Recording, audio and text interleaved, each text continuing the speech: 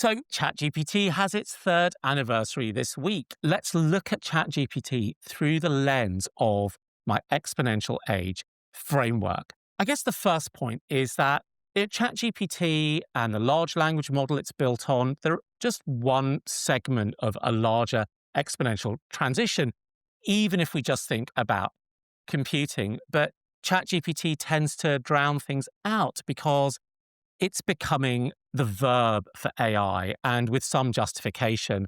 According to a recent count, a message on X from one of the investors in OpenAI, nearly 900 million users. That means people seem to like it. Data from SimilarWeb, which monitors web usage and app usage, shows that it's a really, really sticky app. About a third of people who use ChatGPT in a month use it every day. Now, that's not as much as Instagram for sake of argument, but it's about the same level as YouTube and higher than Snapchat, both really sticky, well-loved apps.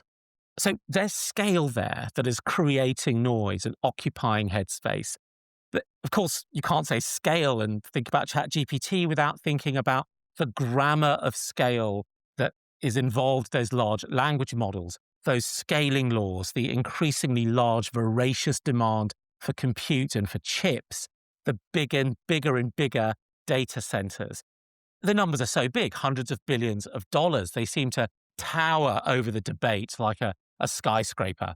But in a way, that hides what else is going on.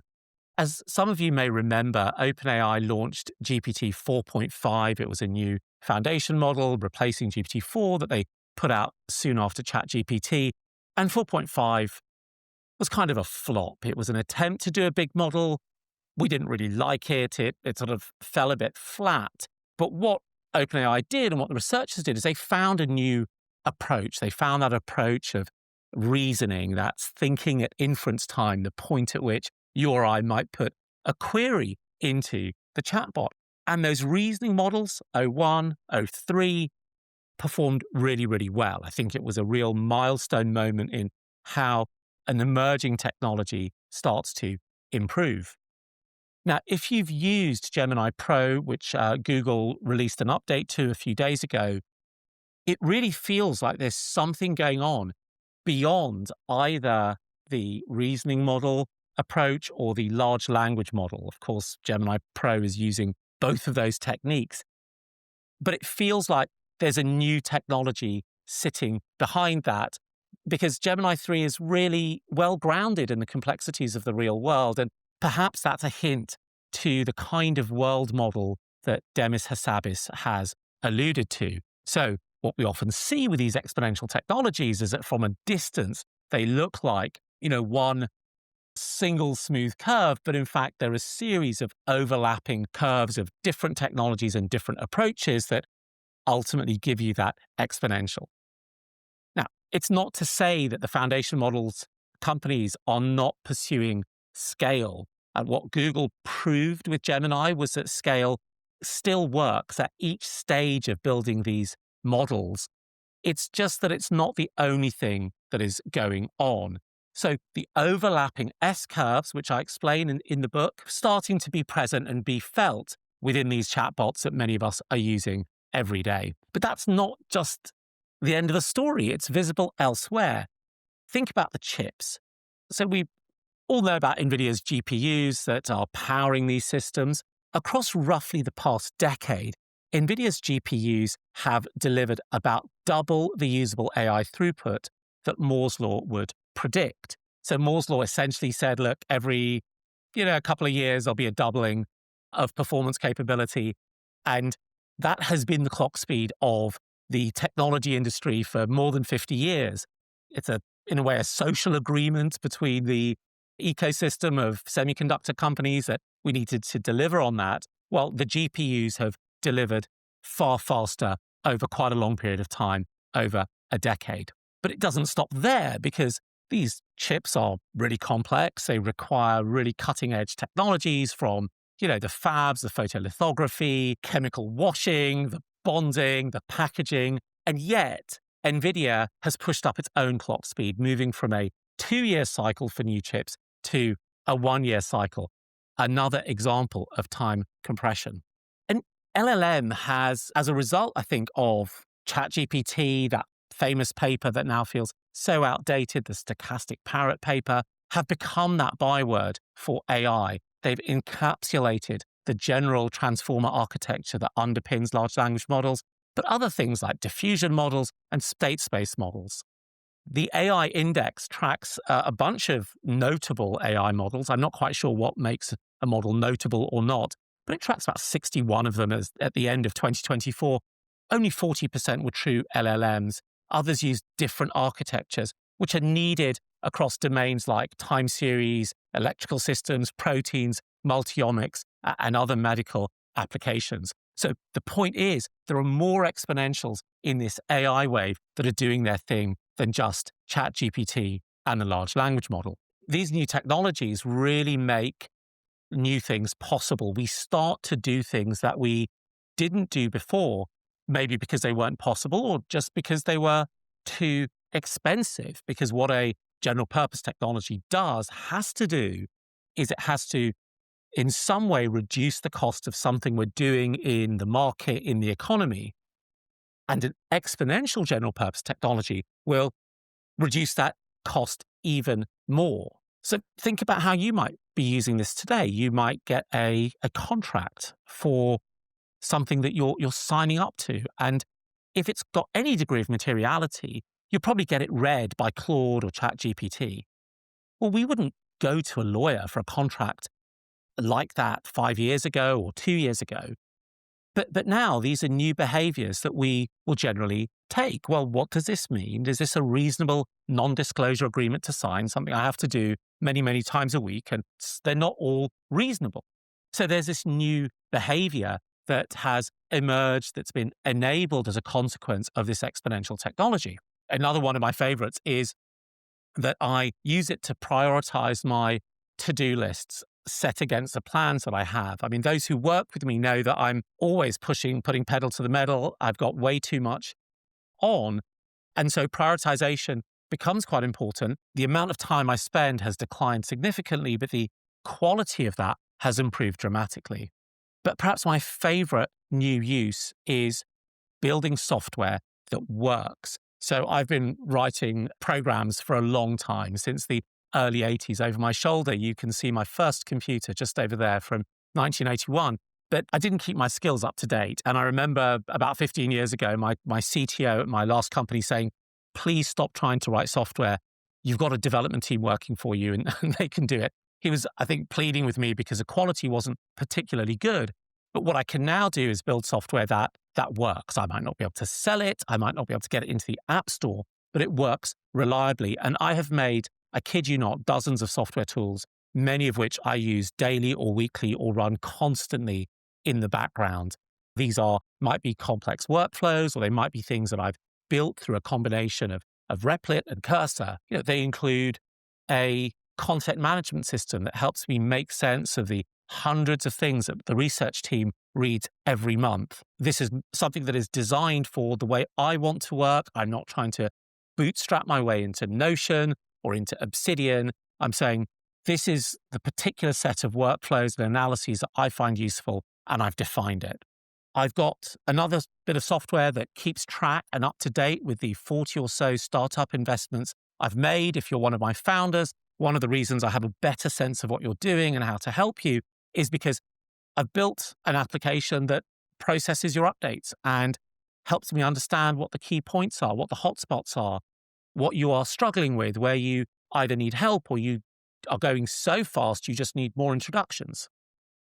And really trivially, but again, I'm not someone who loves admin, I've built an app that automates my expense tracking, that goes into my email, that pulls out my expenses, that parses them, that decides whether they are company expenses or personal expenses, and puts them in a spreadsheet and takes a copy of the invoice or makes one as a PDF and drops it in a Dropbox. It's better than Expensify, which was a product I was using before, because it's really, again, tailored to the way I want to work. And so what we're starting to see that from personal stories, and I think every single one of you, share them in the chat, will have different examples of how you are using these tools, are expanding. And it's quite difficult to keep track of them. Some of the foundation model companies have gone off and done surveys, but the numbers that come back are meaningless. What does it mean to say you use AI at work? What does it mean to say you're using it for educational tasks? It's really hard to break that apart and get any sense of it. But if you talk to your friends or you look at your own logs and histories, you will get a sense of just how diverse those tasks are and how many of them are, in a way, brand new to your behavior. So these are exactly the sorts of things that you'd expect to see from a general purpose technology. And with an exponential technology that is bringing the costs down so rapidly and bringing the capabilities up so fast, it's no surprise that we are leaning into it and inventing all sorts of these new behaviors. A quick note: if you want to support us in bringing more of these conversations to the world, please consider subscribing to the show. The exponential age is quite a tricky one to navigate because you've got these general purpose technologies, but they're rapidly improving. And at the best of times, general purpose technologies have broad and diffuse effects across our economies. And the speed that exponential ones bring makes it just much harder to understand what second and third order effects might be. But AI is just one of those technologies, and it's certainly moving faster, both in terms of progress and applications, diffusion and uptake, than anything that I had studied previously. But there are some common patterns. So a couple of common patterns: it'll open and expand markets, number one. And number two, we don't necessarily know where the profits are going to lie, and that makes it hard for those who have to deploy capital. So if we talk about the point about expanding markets, first of all, I read from an investment bank report a couple of weeks ago that, for OpenAI to hit its revenue numbers, which are extremely ambitious, maybe a bit foolhardy, it would involve every iPhone user in the world needing to spend, I can't remember the number, $50, $60, $70 a year on these services. And it's a shockingly stark calculation. But it also doesn't make any sense when you think about new technologies that come into the market. You don't even have to look at general purpose technologies to do that, because new technologies that are innovative come in to do something new by their definition. So it's almost impossible to think about how big the market could become. Now, the way investors think about this is through an idea of the total addressable market, the TAM, the maximum extent of a particular market. You think about Google, when it went for its IPO back in 2004, it was 5 or 6 years old. They described in their IPO prospectus the TAM, the total addressable market they were serving. And that TAM was $6 billion. That is what they're serving. Well, Google's revenues today are a few $100 billion, and the market that they serve is now $600 billion. Now, if you had gone back and said, well, it's 2004 and Google needs, 300, it's going to have $300 billion of revenue. That means for every dollar advertisers are spending on digital advertising today, they'll need to spend 50. Well, that's impossible. Well, that's the iPhone and ChatGPT calculation that the investment bank did a couple of weeks ago. Markets expand as we bring in new technologies that do things differently, that introduce efficiencies, that introduce new sources of value creation, new sources of exchange. Another example of that is Uber, or the company that was known at the time as Uber Cab. So when they launched, they talked about going after a particular high-end market, and they said, listen, our TAM, our total addressable market, is about $1 billion. So if we get 100% of the market we're going after, our revenues will be $1 billion. And, of course, no one gets 100%. Now, that's obviously not true. I mean, that market today is thought of to be in the hundreds of billions of dollars. And Uber's revenues are much, much higher than $1 billion a year, because new technologies, new innovations, new customer propositions can expand markets. But just because they're expanding, it doesn't necessarily mean we know who's going to make money. We don't know where the profits are going to lie. And that's particularly true if we move down a layer from general innovations like Uber into general purpose technologies, which are, diffuse, they spread across the economy in interesting ways. And it's not clear whether it's going to be the inventor of the technology, the people who build it out, who will capture the profits, or someone else. If you think about the internet, the value accrued to downstream companies making the applications and to users like us who get an unpaid for consumer surplus from all the free services we've enjoyed for the last 20 or 30 years. The value didn't really accrue to the people who laid the first fiber lines or built the first modems. But that's not a common pattern. I mean, if you look at the internal combustion engine, that took a completely different shape.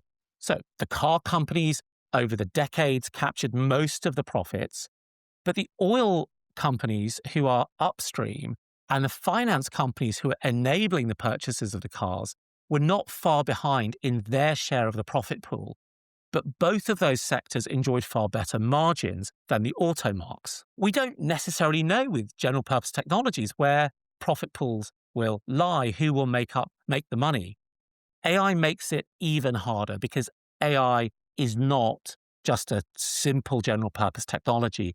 It's also the invention of a new method of invention. In a way, it looks in on itself and can help us come up with new approaches to do new things, both in AI and in other domains.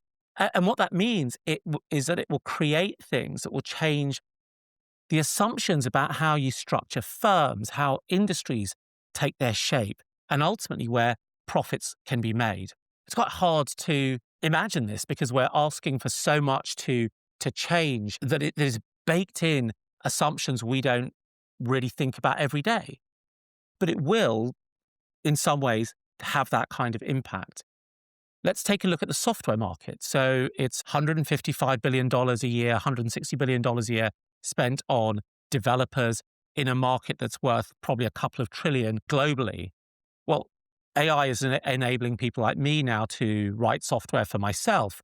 And the coding tools market, which is only 2 years old, has already turned into a $3 billion revenue market if you look at Cursor and Replit and Chat and Build and other types of things. So how big will that market get? Is the TAM $153 billion? Because that's how much we spend on the people who construct the code. Or will the TAM get much, much larger? Is my spend on these tools net new spend to a new expanding market rather than competing for the work that a developer might be doing somewhere else? So what will we even call that market when it evolves? I mean, it's taken a while for us to come up with a name for the market that Uber competes in or the market that Airbnb competes in. So we don't really know. We can see that the shape might change. Or what might it do to the white-collar services market? On the one hand, it reduces their footprint because so much of the generation and analysis work can be done by AI. And, we're hearing stories of paralegals coming under pressure because things like Harvey and other tools can do lots of the tasks that they used to do. But that's a moment in time today. And if you go back to where the analysts were 7 or 8 years ago, people were saying it was going to be routinized work that would first fall to AI, not this more non-routine work of open-ended research that a consulting analyst might do in their first couple of years at work. And I think that we don't know how this will play out because these firms are adaptable themselves. Who's to say that the market won't expand? Now, hear me out. Here's why the market might expand. When you go and talk to companies who are trying to implement this new technology, they say, well, it's really difficult, and it's difficult because it's ultimately a change and transformation project. What does that mean? It's a project that is about people. It's about getting some people on side. It's about getting tacit knowledge out of their heads. It's about sitting down and figuring out experiments. It's about deciding how to change roles and responsibilities. All of that are people questions. So the AI might be able to provide guidance, but actually getting people to change is going to take people to persuade each other. And at the same time, these tools are going to behave in all sorts of new ways. They're going to be new contractual relationships, new complexities. I mean, there's not a new technology and a new complexity that a lawyer doesn't love because you need to construct new contracts. There's new case law. So even as these tools get better, the world may be getting more complicated. And certainly for the coming years or more, it might create more opportunities, not close them down. I mean, the truth is we can't be sure I'd just say that at these moments with the exponential age, which is so disorienting, so surprising, you have to be a bit open-minded and imagine counterfactuals. Against all of this market change, traditional capital markets really struggle to fund this. That's why many of these firms are backed by venture capital in the early days. But the appetite for change now is so great that a lot of this funding is happening in public markets. And so we get to this sort of odd world where a company like NVIDIA is trading at a forward price earnings ratio of about 27. Well, it's a bit spicy, but it's not .com levels. That was Yahoo at 1,200. But more interestingly, it has a ratio called PEG, which is price earnings growth, of about 0.7. And the rule of thumb is that under 1, you've got a company that's undervalued. Now, NVIDIA has a $500 billion order backlog. So this whole thing is painting a picture of a little bit of confusion, maybe not a bubble, more of a utility that can't build power plants fast enough. And so we see this extreme dispersion in the markets, that persistent bubble bust anxiety. And I think what it comes down to is fundamentally that the traditional capital markets are not well suited for dealing with this degree of change, uncertainty, and speed. The return profile of AI as this general purpose technology, as an invention, of a method of invention, as an exponential technology, is really orthogonal to the returns profile that capital markets look for. What they want is focused, understandable return on capital over a 3 to 10 year period. And yet with general purpose technologies, as it will be with AI, those gains are diffuse. They may be spread out across the economy. They may be spread out across industries. They may accrue to the public rather than to things that private companies can benefit from. And the pathways may be indirect. And there may be great lags before profits emerge. So existing capital market apparatus doesn't price this kind of system-level change. It prices firm-level cash flows. This specific GPU cluster produces this specific revenue stream over the following years. But my sense will be that AI's biggest gains will be a system-wide improvement, a system-wide option value.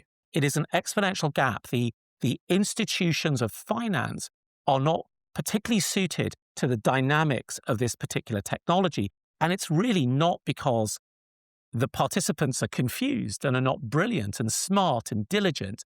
It's because of the nature of those exponential processes and how they're actually hard to rationalize in the linear spreadsheets around which decisions are made. So this feels exceptional, but the pattern is familiar. For a decade, I've been arguing that exponential technologies behave in this way, and it's playing out precisely in front of our eyes.